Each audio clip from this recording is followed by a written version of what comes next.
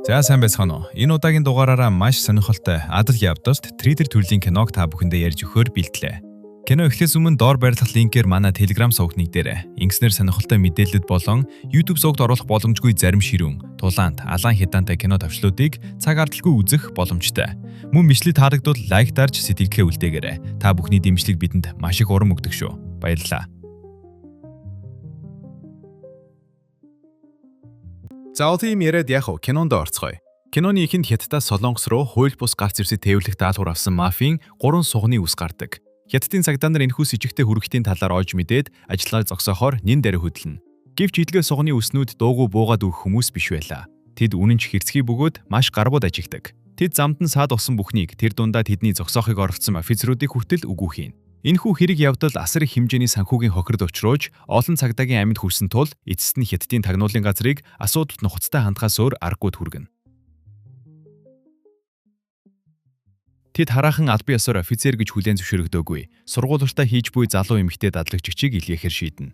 Үүний цаадах логик нь маш энгийн бөгөөд хатуу байлаа. Хэрэв тэр бүтэлгүйтгэл Хятад улс түүнийг хэн болохыг огт мэдгүй мэд жүжүүлж болох байр. Хэрэв тэр амжилтанд хүрвэд тэд зэвсгийн томоохон сүлжээг зогсоож чадна. Амжилтанд хүрэн биш тооцоолоогүй хүнд бол дэндүү эрсдэлтэй даалгавар. Энэ бол биелэх боломжтой даалгавар юм. Үүний дараа үйл явдал Солонгос дүрнэ. Энд бид Сүү хаан гих залуу цонхоор нэгэн байшин руу чимээгүйхэн нэвтэрч буйтай таарна. Энэ нь ямар нэгэн дог тагнуучийн нэвтрэлт биш юм. Тэр зүгээр л өөрийн түрээсэлдэг байрандаа ингэж ордог ажээ. Яг тэр үед Ги гих эмэгтэй цагдаа түүнээс өмнө зээлж байсан мөнгөө буцааж өгөхөөр ирнэ. Түүний тажигач нөхөр Сүү хааны дотны найз байсан тул Сүү хаан ч овоо эр хүн шиг аашилж мөнгийг буцааж авахаас татгарсан. Тэрээр өөрийгөө хангалуун чинээлэг, мөнгөөр дутаагүй мэт дүрсгэнэ. Бодит байдал үүнээс тис өөр байтал. Байрны эзэн гинт уурсан гарч ирж Сүү хааныг олон сарын турш түрээсээ төлөөгүйг сануулах үед байдал бүрж дордно. Баян залуугийн 4-5 буй Сүү хаан мөнгөө аль хэдийн шижүүчгсэн хэмээн зүтгэх боловч үнэндээ тэр нэг ч зоос илгээгээгүй байлаа. Энэ зур Солонгосын нэгэн жижиг ресторанд Жуан хүн гих цагдаагийн ахмад Хятадын дадлагжигч төлөөлөгчтэй уулзна. Түүнд хуурамч бичиг баримт болон дахий гих Солонгос нэр өгчээ. Түүний даалгавар маш тодорхой. Тэрээр Солонгос руу хууль бус зэвсэг нууцаар нэвтрүүлж буй этгээдийг мөрдөн итрүүж Солонгосын талаас тэдгээрийг хэн худалдаж аваад байгааг олж мэдэх ёстой. Жон хүн түүнд энэ бол ямар нэгэн дэмжлэг тусалцаагүй бие даасан ажиллагаа гэдгийг тайлбарлаж өгнө. Хэрв ямар нэг зүйл буруугаар эргвэл албан ёсны ямар ч ард талын дэмжлэг байхгүй бөгөөд дахигийн амь нас дээсэн дөрөөн дээр байх болно. Тийм байсан ч Жон хүн шинхэн ажигтныг ийм аюутай даалгаварт ганцаархан нь илгээж байгаадаа гин бурууга мэдэрнэ. Тиймээс тэрээр албан бусаар Гирүү гих өөр нэгэн төлөөлөгчтэй холбогдож дахиг араас нь нууцаар дэмжиж ажиллахыг хүснэ. Гирүүч туслахыг зөвшөөрнө. Солонгосын талаар гарын 5 хуруушгийг мэддэг Гирүү ажиллагааны бааз байршлаа бэлтгэхээр гарна. Ингэхдээ тэрээр яг Сүү хааны түрээсэж буй байрыг түрээслэхээр болж таарна. Энэ газар нь одоо дахий болон Гирүүгийн багийн төв штаб болох ажээ. Хамгийн инээдтэй нь Сүү хаан өөрөө тэнд ердөөл түрээслэгч атлаа. Яг л тухайн газрын эзэн шиг итгэлтэйгээр бусдад дамжуулан түрээсэж орхино. Тэр мөнгийг олохын тулд Сүү хаан бүтэн сарын турш гудамжинд хоноход ч бэлэн байлаа. Үнэн дээр тэрээр анханасаа хүн дагах, араар тавилтыг тандах зэрэг жижиг хэмжээний мөрдлөг, хэрэг явдлуудыг шийддэг хувийн жижиг агентлагаа ажилуулах гэж энэ байрыг түрээсэлсэн нь тодорхой болно. Өөрөөр хэлбэл тэр ямар нэгэн сүрхий нэр хүндтэй мөрдөгч биш. Ердөөд хямдхан офистай, худ хэлэх авьяастай, банк мөнгөөр дутаж явдаг аргаа барсан нэгэн байр. Төлөөлөгч Гирүү байшингаас гарч явахдаа гудамж руу уруудан өнхөрч буй эзэнгүү хүүхдийн тэргийг гинт олж харна. Тэрээр юу ч бодолгүй, яг л баатар шиг ухсхийн очиж тэргийг аврахаж. Хүмүүс алга таших бөгөөд тэрээр хэсэгхэн зуур өөрийгөө тулаанд киноны гол дүр мэтээр төсөөлнө. Хажуугаар өнгөрч байсан машин түүнийг шууд мөргөж эмнэлэгт хүргэхэд хүргэнэ. Амралтын өдрөө байгалийн сайханд Nadia Camp-тэй хамт. Nadia Camp албан байгууллагын аялал, анги хамт олонны зугаалга, outdoor event and gathering захиалгавч эхэлхэ. Манай үе чиргээний давуу тал, сүүлийн үеийн дулаахан, тоглог, тав тухтай майхнууд, түүдэг газын дэргэд хазуун яриа өрнүүж, гитарын аялгаунд тухлах боломж. Захиалга өгөх болон дэлгэрэнгүй мэдээлэл 89 98 27 мөн 77 72 89 Nada Glamping гэсэн IG болон Facebook хуудаснаас авах боломжтой. Хамтдаа Нади.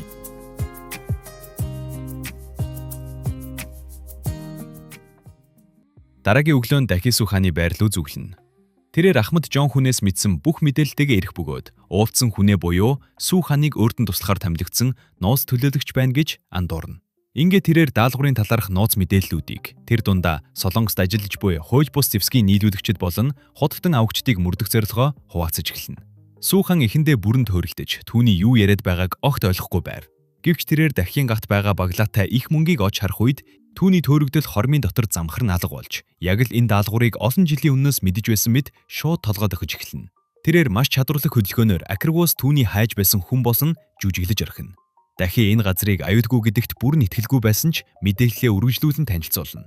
Үүнээс өөр дээрдэх сонголт байхгүй байсан тул тэрээр цагаан самбар дээр нэрс болон байнуудыг бичиж эхэлнэ. Яг тэр үед байрны эзэн түрээсийн мөнгө нэхэн уурсаар дахин дайрж орж ирнэ. Сүүхэн дөнгөж сая дахин өгсөн мөнгнөөс дараа сарын түрээсийг шууд бэлнээр нь сарваж орхино. Одоогоор тэр тагнууч гэхээсээ ихв мөнгөний төлөө юу ч хийхээс буцахгүй мэрвжлийн лоовчин шиг харагдаж байв. Дахид даалгавраа эргэн анхаарлаа хандуулахыг хичээж байтал дахин нэг шинэ асуудал хаалгаар орж ирнэ.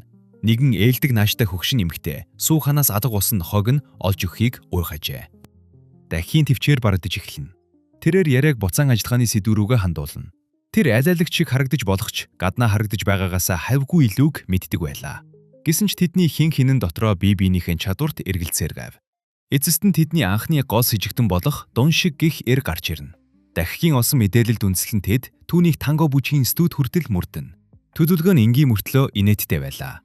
Дахид дун шигтэй бүжиглэнгээ утсыг нь худгааж тэр хооронд сүүхэн утсан дах өвгдлийг нь хууж явах ёстой байв. Тэднийг салахаас өмнө сүүхэн түнд ердөө бэлтгэлийн цаг байсан ч гэсэн танго даашин зүмсхийг сануулна. Дараа өдөр нь тангогийн бэлтгэл дээр бусад хүмүүс яг л хүнсний дэлгүүр ороод гарч байгаа юм шиг энгийн хувцсан байхад дахин яг л албан ёсны цэнгүүн бүжгийн нүсэр даашинз өмсчихсэн ирнэ. Бүжгийн зааланд байсан хүмүүс бүгд нэрхийж инээлдсэн ч дахин анхаарлаа огт сарниусангүй. Удадгүй тэдний бай болох дун шиг орж ирнэ. Дахид тэр даруй жүжиг тавьж хамтрагчаа сажоод түүнтэй хослон бүжиглэж эхэлнэ. Тэрээр маш итгэлтэй чадварлаг хөдөлж байв. Тэгээд маш нарийн хөдөлгөөнөөр дун шигийн утсыг сойлон авч сүүханы халаас руу өөртөн ч мэдэгдэлгүйгээр шоргууж ирхэн. Сүүхэн өгөгдлийг хууж авахаар угаалгын өрөөрөө яарангуйж очисон ч нэгэн асуудалтай тулгарна. Тэр утас нь дэндүү эртнийх байлаа. Түүний нэвтэрч чадсан цорын ганц зүйл бол дун шигээс жи хүн гэгч рүү занал хийсэн утгатай нэгэн сэжигтэй мессеж байлаа. Ашиглагчмаар өгөгдөл юу ч олдоогүй тул суухан утсыг буцааж байранд нь хийхээр бүжгийн талбай руу буцна. Хамгийн гол асуудал нь дун шиг бүжгийн химэлтэд бүрэн автчихсан байсан бөгөөд түүний тасралтгүй хөдлөх ташаанаас утас руу нь буцааж шургуулах нь яг л гар зүү холгон дээр явж байхдаа тесрэх бөмбөг аюутгүй болохтой адил хэцүү байр. Дахин үнийг өөрийнхөө шийдэж орхино. Тэрээр дун шигийг санамсаргүй мэт мөрүүж унгаана. Тэр үед утас нь газар унах бөгөөд яг зэрэгцээд утас нь дуугархаж.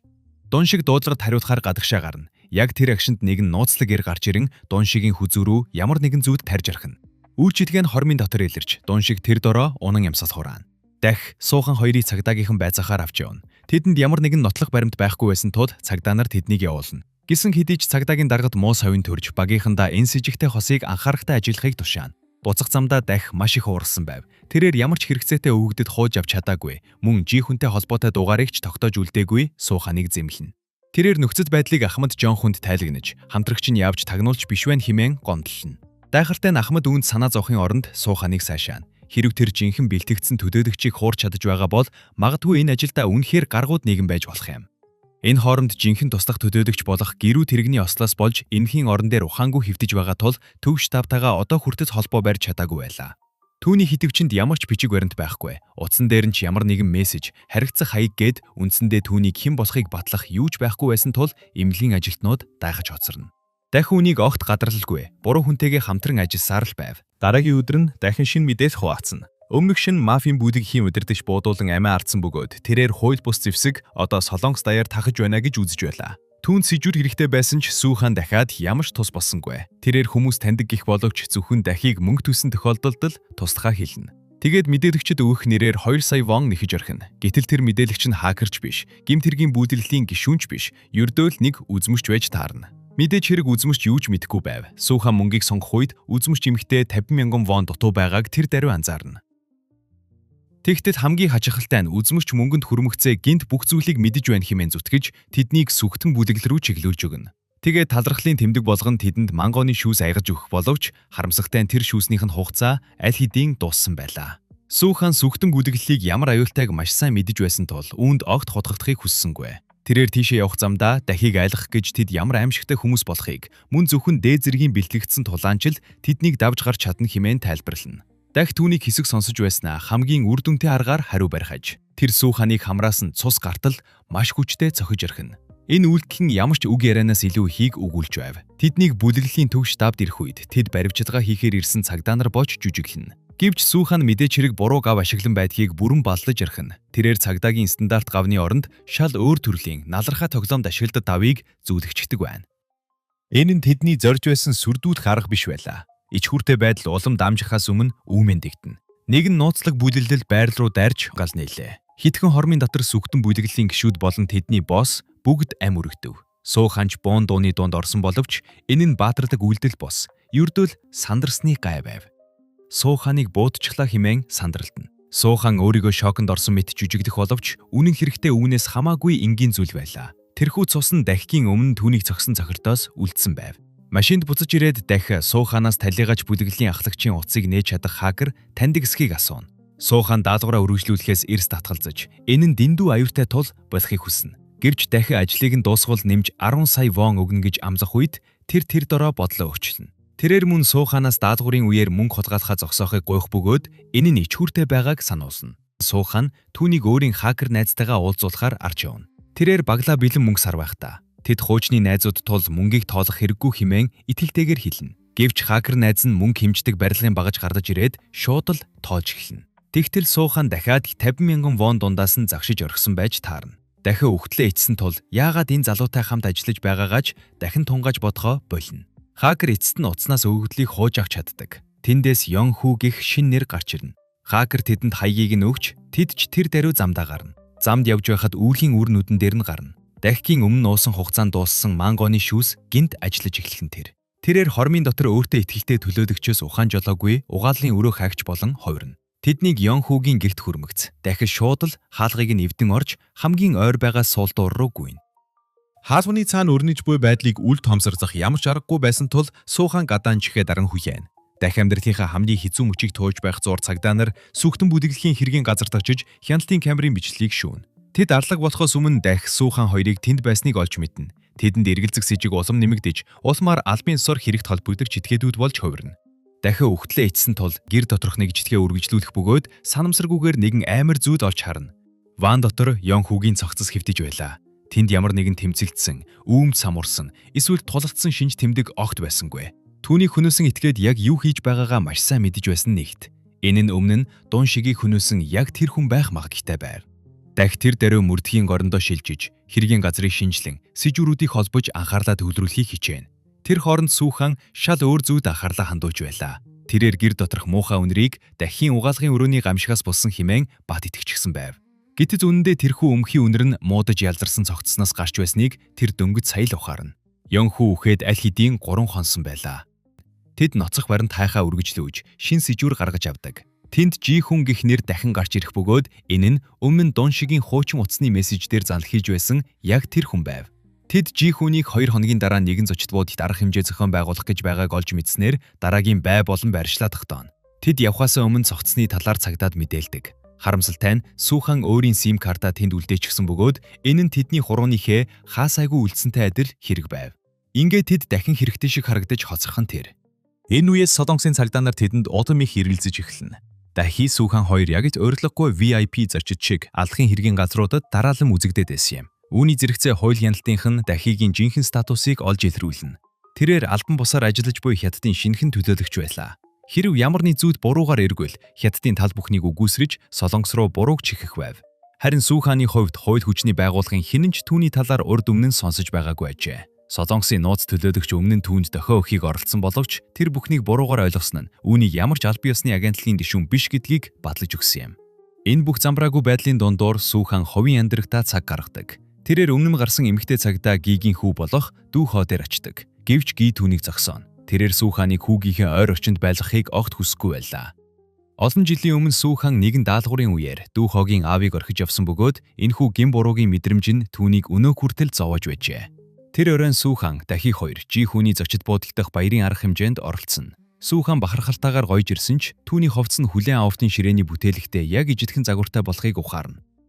Дахи ажилдаа орж цугдагсан озны дундуур чадварлаг хөдөлсөөр Жи хүний захны араас сонсох төхөөрөмж нууцаар нааж амжина. Бүх зүйл хяналтанд байгаа мэт санагдах яг тэр агшинд сүхтэн бүлэглэлийн дэд удирдагч дайран орж ирж жи хүн руу довтлоно. Бүлэглэлийнхэн жи хүнийг өөрсдийнх нь босын үхэлд буруутай гэж үзэж байсан тул нөхцөл байдал хормын дотор хурцдмал болж ирнэ. Жи хүн харин жинхэнэ толгойлогчид тэднийг хооронд нь мөргөлдүүлж, дайн дэгдэхийг хүсэж буй тарган бүлэглэл хэмээн зүтгэнэ. Яг энэ үеэр жи хүний эрчүүдийн нэг нь Сүү хаан дахи хоёрыг гэнт таньж ирхэн. Тэрээр өмнө сүхтэн бүлэглэлийн хядлага болсон газар тэднийг харснаа сандаг байна. Дахин маш хурдан хариу үйлдэл үзүүлж Сүү хааны давуусан зүгтхийг оролдох боловч тэд холдож чадсангүй. Мафийн гишүүд тэднийг бүслэн авч замбраагүй зодоо өрнөсний эцэст хоёулаа баригдаж дуусна. Жи хүн тэднийг байцааж ихтэх бөгөөд яг энэ мөчид Сүү хааны амьд үлдэх зүүн сойг нь хамгийн баатарлаг бус аргаар идэвхждэг байна. Тэрээр ямар ч эргэцээгүйгээр даадгуурынхаа талаарх бүхийг нарийн ширээнийг урсгаж бүх бурууг шууд дахи руу чихэж орхино. Тэрээр бүр хамтран ажиллахын хариуд өөрийн эрхчүүдөөгөө тохиролцож амжина. Жи хүн зөвшөөрөх боловч Сүү хаанд нэг нөхцөг тавина. Тэрээр ойролцох харуулын постыг хамгаалж буй цагдааг хөнөөж үнэнч гэдгээ батлах ёстой байв. Тэрхүү цагдаа нь түүний хуучин багийн найзынхан бэлэвсэн ихнэр болох Ги байсныг ухаарах үед Сүү хаан сандарч твдэнэ. Тэр тушаадыг биелүүлэхийн оронд жи хүний эрчүүд рүү буугаа чиглүүлэн тулалцаар хэргийн газраас зогтож чадна. Дахиг одоо ч аюурт байгааг ухаарсан Сүү хаан түүнийг аврахаар зочид буудлын руу буцан яарна. Event Tour. Idol ивентийг хослуулагч мэрэгжлийн түнш. Бидний мэрэгжлийн баг таныг мартагдашгүй төлөвлөгөөт аялалд урьж байна. Бидэнтэй холбогдох утас 77 28 89 99. Гэвч хотож амжихаас өмнө цагдаа нар түүний баривчилж саатуулах байр руу чирж одно. Байцаалтын үеэр тэрээр өөрийгөө Зевсгийн 8-ыг таслан зогсоохоор Солонгосын цагдаа нартай хамтран ажиллаж байгаа гэж зүтгэнэ. Офицерууд түүнийг солирсон байна хэмээн бодож нэрхийтэл инээгтэн. Цагдаагийн дарга бүр түүнийг хамтрагч гих хүн рүүгээ залахыг шаардхаж дахин утсаа аваад бүх зүйл зүгээр байгаа мэт жүжиглэх боловч хоолны нэрс ашиглан өөрийн байгаа байршлын талаарх нууц кодыг ухаалгаар цохуулгаж амжина. Ход хуурамгийг илрүүлэгч багжийн хариугаар Сүү хаан үний ярьж буйнд батлагдана. Тийм байсан ч цагдаа нар түүнийг хэрэгтэй шигэд үргэлжлүүлэн байцаахаар бихтэж байр. Яг энэ үед Сүү хаан бүх зүйлийг өөрчилөх нэгэн мэдээллийг олж сонсно. Хойд хяналтынхан дахиг аврахаар төлөвлөөгүй байлаа. Тэд хойд бус Зевсгийг улсын хийхээр нэвтрүүлэхийг зүгээр хараад сууж түүнийг хүсэр хаяхаар шийджээ. Үүнийг сонсоод Сүү хааны дотор ямар нэгэн зүйл писхийн өөрчлөгдөнө. Инээдтэй, бүтлгүй зөөвөрчин залуу, юу ч үгүй замхран азаг босхон тэр. Түүний оронд түүний урд өмнө байсан жинхэнэ дүр төрх нь эргэн гарч ирнэ. Тэр бол элит 7 тусгай тасгийн гишүүн асан, аюул зандлыг маш нарийн оновчтой устгах бэлтгэл хийсэн гардан тулааны командлагч байлаа. Тэрээр нэгэн эмгэнэгт даалгаврын үеэр тушаал зөрчснийхөө төлөө албанаас халагдсан нэгэн байв. Энэ хооронд сүхтэн бүлэглэлийн төв штабт жи хүн өөрийн агуу төлөвлөгөөгөө дахид тайлбарлаж, хууль бус Зевсгийн 8-ны цаадах зорилгоо бахархалтайгаар хуваалцаж байлаа. Түүнийг ярьж байх зур сүхтэн бүлэглэлийнхэн Зевсэг худалдаж авахаар бас тоошиж үзэхээр хурж ирнэ. Сүү хаан нуугч газарт хамгийн түрүүнд хурж ирээд дахиг чөлөөлөхөөр дотогш нууцаар нэвтрээ орно. Түүний ганцаараа ирэхийг харамгацаа дахиуннийг ухаарна. Энэ залуу Солонгосын төлөөлөгч огт биш байжээ. Гэвч энэ бүхнийг үл харгалзан тэр амиа алдаж болохоо мэдсээр байж өөрийнх нь төлөө эргэж ивсэн байв. Хэсэгхэн зурт энэ нь үнэхээр сэтгэл хөдлөм агшин байлаа. Гэвч Сүү хаан чи надад нэмж 10 сая вон амсан болохоор би эргэж ивсэн юм шүү гэж бахархалтайгаар хэлснээр тэрхүү уур амьсгалыг нурааж орхино. Тэднийг маргалдаж амжихаас өмнө Родео бүлэглэлийн элит тулаанчид дайран орж ирнэ. Энэ удаад Сүү хаан бүдэрч сандарсангүй. Тэрээр урд өмнө нь байсан цэрэг хүншгэ маш нарийн өөртөө итгэлтэй хөдөлж эхэлнэ. Чадварлаг бүлэглэлийн гишүүд араас араасаа түүн рүү хутаг барин дайрах боловч тэр тэднийг яг л ялаа шилбэж байгаа мэтэл хялбарх нь унгаж байлаа. Жи хүний баруун гар болох хэр өөрийнх нь хамгийн хүчирхэг тулаанж унахыг хараад маш ихээр хилэгнэн тулаанд орж ирнэ. Удалгүй Сүү хаан дахь хоёр Родео бүлэглэл болон сүхтэн бүлэглэлийн үлдэгдэл гишүүдтэй нэгэн зэрэг тулалдаж эхэлнэ. Нөхцөл байдал ямар ч гарах гацгүй мэт харагдаж байв. Тэгтэл яг энэ үеэр Сүү хааны утас чичирнэ. Энэ нь өмнө нь уулзсан хөгшин эмэгтэйн алга болсон нохоо олдсон тухай цагдаагийн газраас ирсэн мессеж байлаа. Дахь шин гар буунуудаар зэвсэгдсэн сүхтэн бүлэглэлийн гишүүдтэй тэнцэлдэн хүч дутаж байлаа. Тэр хооронд Сүү хаан буун дуунуудын дундуур байрлалаа тасралт руу сольж, үзэгдэхгүй шахам хөдлөх бөгөөд олон жилийн турш бэлтгэгдсэн хүний чадвараар тулалдаж байв. Гэр зүгээрс нэг сайн биш, бүр аюултай хэмжээний гаргууд тулалдаж байлаа. Эцэст нь дахи сүхтэн бүлэглэлийн дэд удирдагчтай ганцаарчсан тулаанд үлдэнэ. Эцэст нь зөвхөн Родео бүлэглэлийн босс л үлдэнэ. Тэрээр өөрийнхөө үйлдэлийг зүгтгэхийг оролдож, хэрэг төлөвлөгөөгөө үргэлжлүүлэх боломж олгоул Сүү хаан дахи хоёрт хүссэн бүхнийг нь өгье хэмээн амшина. Гэвч энэ тохиролцоо удаан үргэлжилсэнгүй. одхигүй тэрээр бүлэглэлийнхээ үлдсэн гишүүдийн хамт шоронд хоригдно. Сууханигч мөн адил саатуулна. Тэгтэр түүний хятадын төлөөлөгчтэй хийсэн замбраагүй хамтын ажиллагаа нь санамсаргүйгээр хоёр улсын харилцааг бэхжүүлж өгсөн тул Солонгосын цагдаагийн газраас түүнд албан ёсоор ажиллах санал тавина. Эхэндээ тэрээр татгалзаж, хойд хүчний байгууллагад дахин ажилласнаас шоронд байсан нь дээргэж зүтгэн. Гэвч энэ нь ердөө хэдхэн секунд л үргэлж ихнэ. Мөнгөний тухай яригдж эхэлмэгц тэрээр тэр дороо зангаа хувиргаж ажлын саналыг хүлээн авна. Ингээд л тэрээр соллогдож чөлөөтэй алхам одно. Түүний мөнгөнд дулаардаг байсан шалтгаан, арчаагүй мэд зан авир, мөн зогсортгүй зүтгэдэг байсан нь бүгд учиртай байжээ. Тэрээр урд өмнө нь найзаагаа орхиж явсан гин бурууга цагаатахыг хичээж, ам өргөцсөн хамтрагчийнхаа хүүхдийн хагалгааны зардлыг төлөх гэж л твж явсан байж. Хэсэг хугацааны дараа Ахмад Жон хүн Солонгосын албан тушаалтнуудтай нууцаар уулзаж, ажиллагааны дараагийн шатны төлөвлөгөөг боловсруулна. Хамгийн аимшигтай нь дахь түүнтэй дахин хамтарч ажиллах ёстой болно. Тэдний шин даалгавар бол зөвхөн Ги Хуан гэх нэрээрээ алдарсан төлөөлөгчийг олж илрүүлэх явдал байлаа. Гэтэл Ги Хуан нь түүхийн эхэнд нохоогоо алддаг, өнөөх хөгшин эмэгтэй байж таарна. Тэр хооронд эмнэлэгт төлөөлөгч Гирүү эцэст нь ухаан орно. Түүнийг эмнэлгээс гарах гэж орогдох үед төлөөлөгч Ги гарч ирэн өөрийгөө түүний эхнэр хэмээн чангаар зүтгэн. Үүнтэй адил илүү олон видео үзэхийн тулд сувгтаа бүртгүүлж мэдээлэл асаахаа бүү мартаарай. Үзсэнд баярлалаа. Кино товчлол байлаа. Хайртай шүү үзэгчидтэй. Сэтгэл зүрдэхээ мартваа.